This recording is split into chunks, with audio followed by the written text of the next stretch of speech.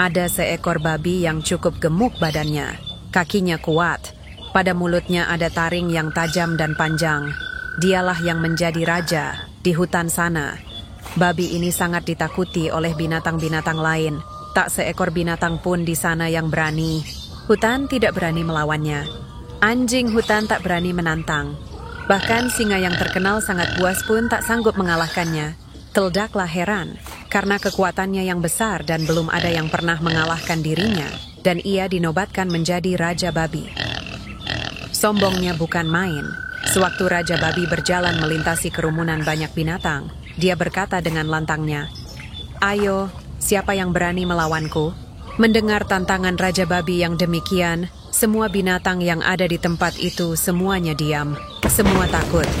Tidak ada yang berani berbicara sepatah kata pun. Dengan gayanya yang congkak, Raja Babi memperlihatkan kekuatannya kepada mereka semua dengan mendorong pohon mangga yang ada di hadapannya hingga tumbang, patah berantakan. Demikian juga dengan dahan pohon jambu, disambarnya jatuh tumbang, tanah diseruduknya, habis berterbangan. Raja Babi merasa tak ada lawan lagi yang sanggup menandinginya. Pada saat seperti itu, datanglah si kancil di tempat tersebut. Raja Babi berkata, "Hai binatang kecil, dari mana saja kamu?" "Dari jalan-jalan mencari udara segar," jawab si kancil. "Mengapa kamu tidak mengajakku?" tanya Raja Babi. "Berjalan-jalan sendirian lebih enak. Mengapa harus mengajak kamu?" jawab si kancil. Mendengar ucapan si kancil seperti itu, Raja Babi agak tersinggung. La tidak menyangka bila binatang kecil itu berani berkata-kata meremehkan dirinya. Padahal selama ini semua binatang dalam hutan itu selalu tunduk dan takut padanya. "Apa katamu?"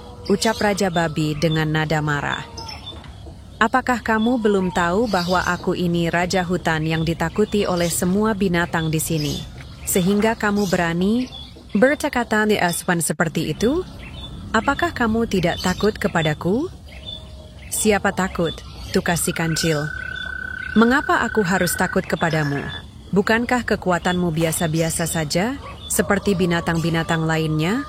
Ucapan si kancil yang demikian semakin membuat telinga Raja Babi menjadi panas. Kemarahannya sudah tidak bisa dibendung lagi. "Dasar binatang kecil dan bodoh, sudah saatnya aku sekarang ingin merasakan dagingmu yang lezat," kata Raja Babi dengan muka marah. "Baiklah bila kamu menginginkan dagingku ini. Tapi syaratnya kamu harus bisa mengalahkanku dalam pertandingan yang akan kita lakukan besok pagi di tempat ini juga," kata si kancil menantang.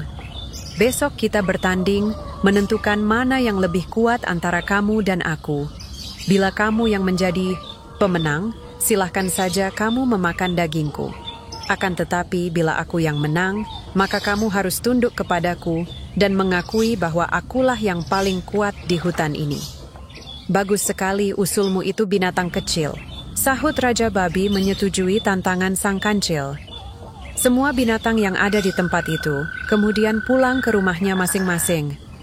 Mereka akan kembali ke tempat itu besok pagi untuk melihat pertandingan antara Raja Babi dengan si kancil.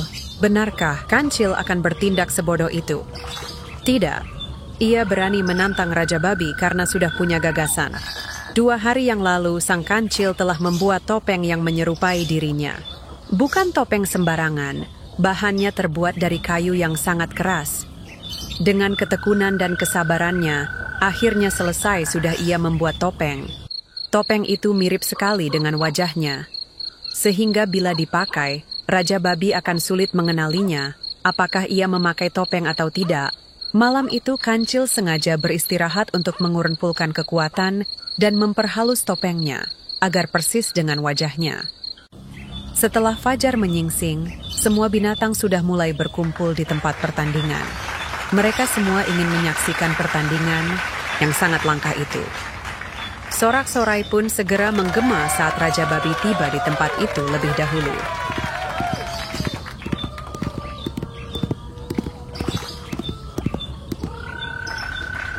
Tak lama kemudian si kancil pun juga telah tiba. Sekali lagi sorak-sorai dan tepuk tangan dari para penonton membuat suasana kian semarak. "Hidup Raja Babi! Hidup si kancil!" teriak penonton mengeluh-elukan keduanya. Setelah diberi aba-aba oleh sang gajah, mulailah pertandingan itu. Raja Babi langsung menggeram dan menyambar si Kancil dengan moncongnya. Si Kancil tidak berkelit, tapi dengan tenang menyambut sambaran Raja Babi. Mula-mula Kancil terlempar beberapa depa oleh serudukan si Raja Babi. Namun ia segera bangkit lagi menantang si Raja Babi.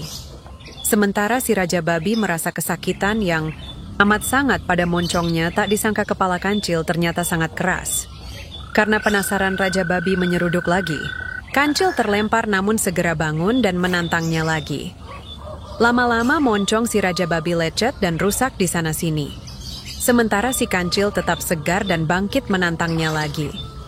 Raja Babi merasa moncongnya menjadi sakit sekali. Akhirnya, ia tidak sanggup lagi meneruskan pertandingan.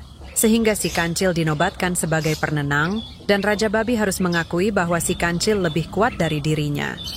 Pesan moral dari cerita ini adalah 1. Kecerdikan mengalahkan kekuatan fisik. Si Kancil berhasil mengalahkan Raja Babi yang kuat dan sombong bukan dengan otot, tapi dengan akal dan strategi. Ini mengajarkan bahwa kecerdasan dan kepandaian bisa lebih unggul daripada kekuatan fisik semata. 2. Kesombongan bisa membawa kehancuran. Raja Babi yang merasa paling kuat dan tak terkalahkan menjadi sombong dan meremehkan makhluk lain. Akhirnya, karena kesombongannya itulah ia dikalahkan oleh Kancil. Ini adalah peringatan bahwa kesombongan bisa menjadi awal kejatuhan. 3. Berani membela diri dengan cara cerdas. Kancil tidak takut menghadapi ancaman, tetapi ia tidak melawan secara langsung. Ia memilih cara yang cerdik dan aman untuk mempertahankan diri dan martabatnya. Ini mengajarkan pentingnya keberanian yang dibarengi dengan pemikiran matang. Cerita ini juga menyiratkan bahwa setiap tantangan bisa dihadapi dengan cara yang bijak, selama kita tidak panik dan mampu menggunakan akal sehat.